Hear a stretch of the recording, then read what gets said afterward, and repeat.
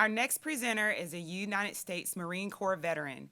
She served as a public affairs officer and foreign area officer, specializing in East Asia culture and strategic policy.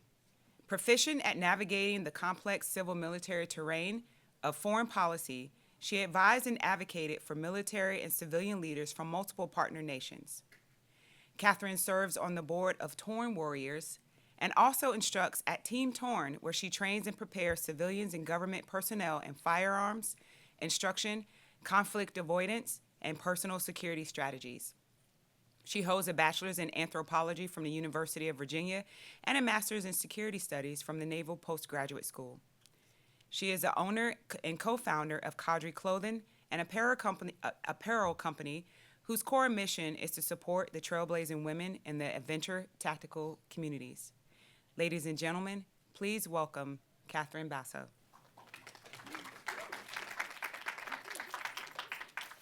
Is it supposed to go on? Am I supposed to hit a button? Okay, that's awesome. Good afternoon, everyone. Thank you for being here today. It's Friday afternoon. It's been a long couple of days of using that brain power.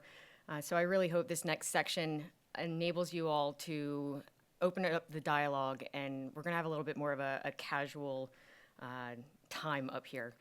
We will have some scientists coming up using that big brain of theirs, but at least for my section, if you have any questions as I'm going through, just please let me know, because this is really about you all understanding the problem set so that you can take it back and progress can be made. All right, I stole this total force optimization from Jess Yan, who I believe is somewhere in the audience here. And this is from SOCOM. So the reason that I am sharing this with you all is we have to start talking about branding and our talking points, especially in this new era. Total force optimization will ensure that we are focused on combat effectiveness of women instead of being accused, and I know wrongly so, but being accused of DEI in this current administration.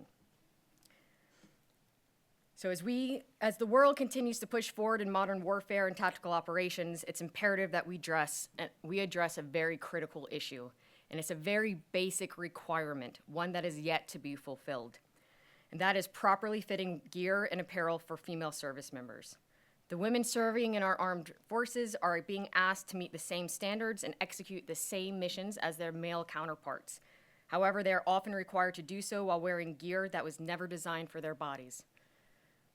Kadri launched our first product in the fall of 2019. That means it's been 5.5 years of informing and educating, of arguing and defending, of setbacks and patience, waiting for this to become a priority to leaders. We've come a long way, and the services have actually come a long way too. But we still have so much to do to get to that tipping point. There's a lot of disinformation out there and among the services, and a lot of paralysis of movement. This section of the symposium is meant to arm you with the information you need to take back to your command and to make positive progress, or for your decision makers out there in the audience to understand how apparel and gear impacts the women in your units and the fallacy of unisex sizing and one size fits all. Later, we will have a panel that deep dives into male versus female fit. And at the end, I'm going to ask the vendors to come up here on stage so that you, the customer, can ask them specific questions. They want to hear your requirements and your needs. And I want to make sure that you all know that they exist. That's going to be a huge one. All right, in conjunction with HighCom Armor, we are launching our female plate carrier. You all might have seen it, and I'm going to go over that here in a little bit. But before I introduce you to this armor system, I wanted to take a few minutes to discuss why female fit and female-specific equipment is not a matter of special treatment or equity, but one of performance, safety, and operational effectiveness. This phrase, warfighter-centered design, is often thrown around the industry, both by the vendors and the services. But when they say warfighter, they typically mean men.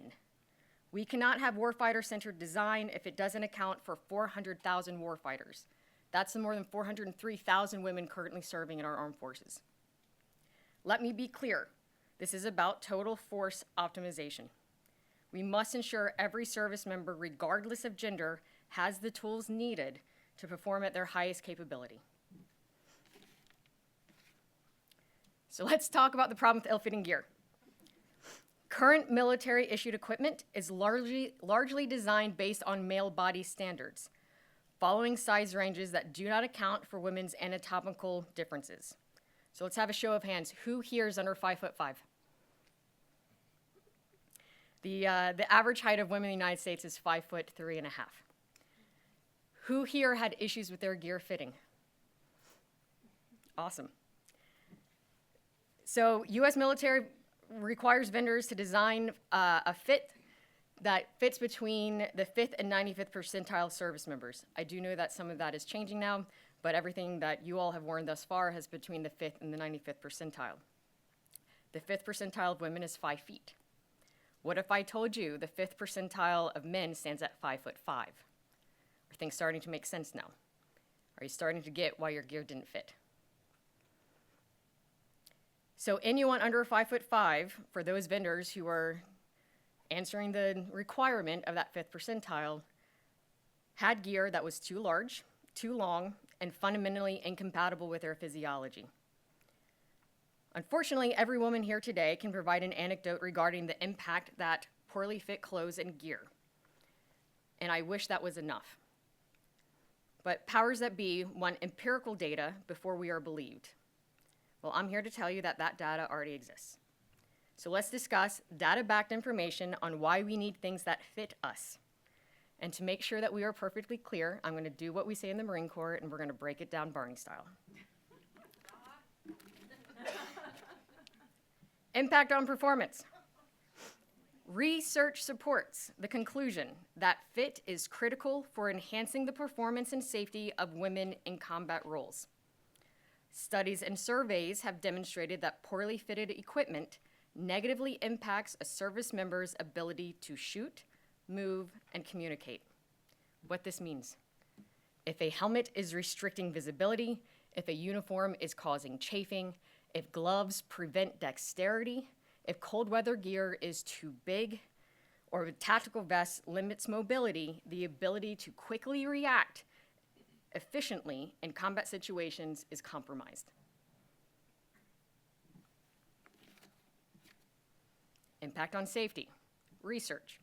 Research has shown the #1 injury sustained by female service members in both training and deployment is caused by ill-fitting PPE. Ill-fitting gear leads to increased musculoskeletal injuries, particularly in the shoulders, hips, knees, and lower back. What this means: body armor that leaves gaps in coverage exposes vital organs to ballistic threats. Helmets that do not account for variations in hair thickness may not provide adequate blunt force protection. When we are in gear that doesn't fit, we get injured. Impact on readiness and retention. Injuries sustained due to improperly fitted gear not only reduce a service member's immediate effectiveness, but also have long-term consequences for military readiness. Chronic pain and injuries can lead to medical discharges, reducing unit manpower and increasing costs associated with medical care and veteran support services. Moreover, women who constantly struggle with ill-fitting and ineffective equipment are more likely to leave military service, contributing to retention challenges and a loss of experienced personnel. What this means: if we get injured, we cannot deploy. If we chronically get injured, we cannot continue to serve. It's very simple.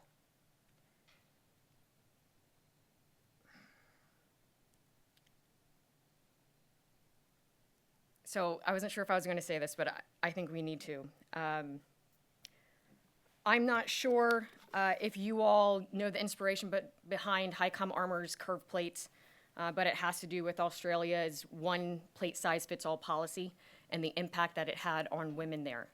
The last time that I gave this brief to people explaining HICOM, the armor system, and our carrier, I was informed afterwards that the same thing happening in Australia is happening here in the United States.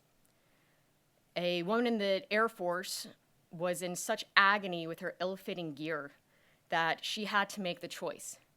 I either get out or I get a breast reduction.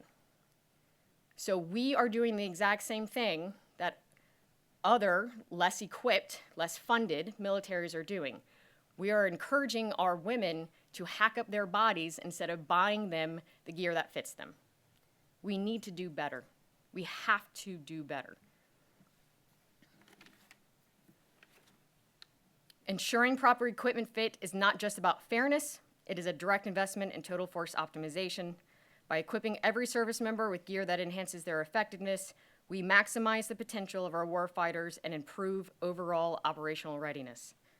A force that is properly outfitted is a force that is more capable, more resilient, and more lethal. I'm going to say that one more time for those in the back. A force that is properly outfitted is a force that is more capable, more resilient, and more lethal. All right, so what are we doing to address the issue? The military has begun to implement solutions.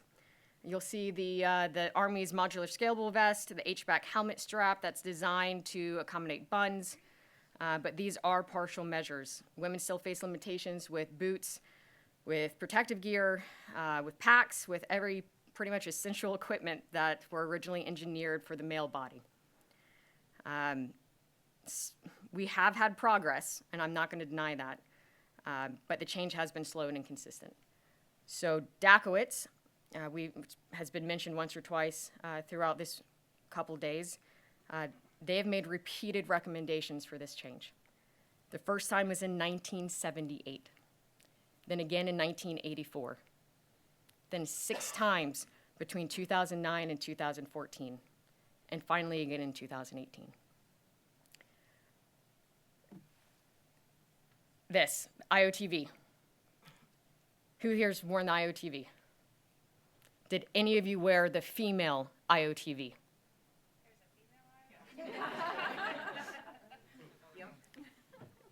So I read a letter from the Army to Dakowitz dated 2016, response to their RFI and what they're doing for women in tactical operations. And the Army said that they had already employed 9,000 of the female IOTV. Is that what's going on?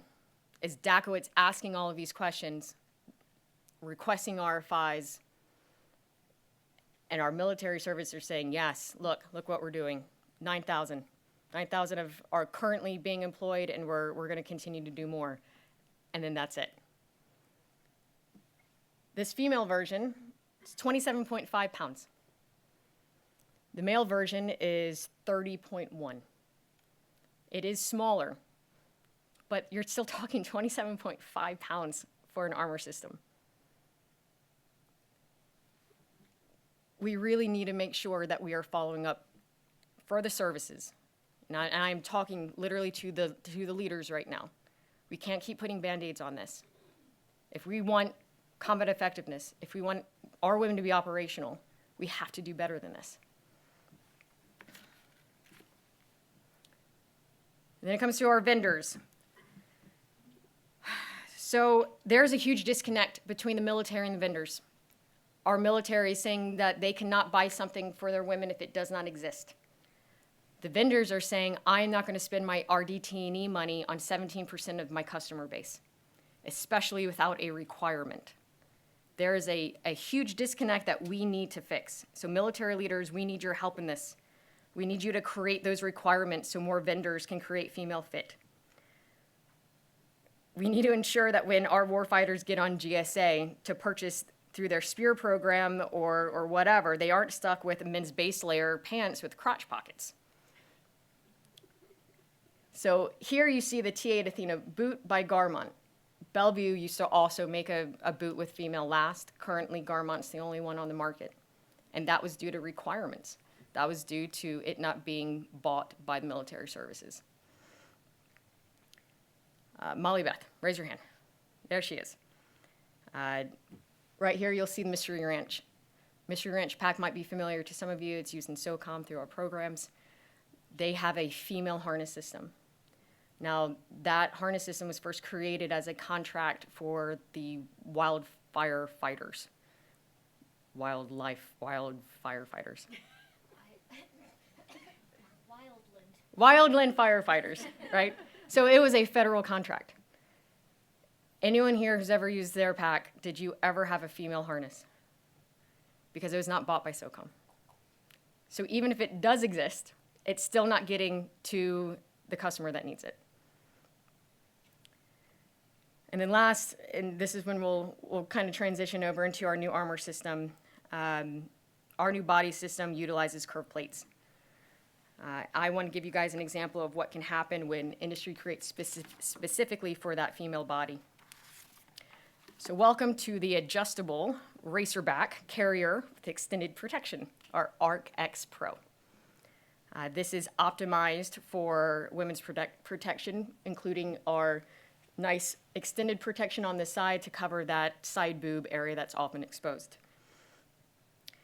We have ensured that it will lay flat against the shoulder and in a correct position so that that butt of the rifle can sit appropriately when you are shooting. I know for me and many of my other fellow Marines and service members, when there is something there that is impeding your shoulder, that butt of that rifle is going to move straight down to your bicep, making you less accurate, making you less lethal. So that was one of the things that we had to make sure we looked at. And then the back, so we have our V-shaped racerback shoulder straps. This is basically your sports bra. So there's a reason your sports bra is designed with a racerback. All right, it distributes weight better, it handles weight better, and we have used this same design to ensure that with our more top-heavy load, depending on the woman, it will be a lot more comfortable. Additionally for that, it has multi-ladder connection points. So for our shorter width shoulders, it will move up and down to ensure that those straps are not going to be sliding off your shoulders. And then finally, like, it has a cummerbund that fits. Like, that's the easiest way for me to explain it to people. Like, it is a properly fit cummerbund meant for smaller waists so that weight of the vest is in the proper place instead of it all resting on your shoulders.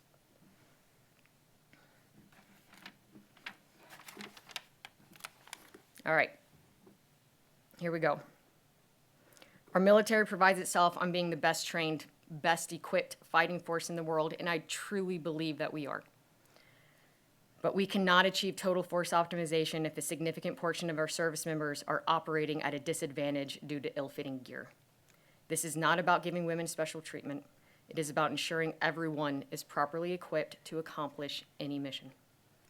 Now is the time to act. We must send up requirements. We must push for immediate procurement and widespread fielding of female-specific gear. We have to ensure that this next generation of servicewomen have a better way to operate in this battle coming forward. Leaders and decision makers in this room have the power to make this change happen. Engage with the vendors here today. I highly encourage you to talk to them about your own requirements and your own needs. Be advocates for equipping every service member with the tools they need to perform at their best. So thank you for your time today. I look forward to sharing our new weapon system, our new armor system with you as we continue to push forward where service members are equipped for success.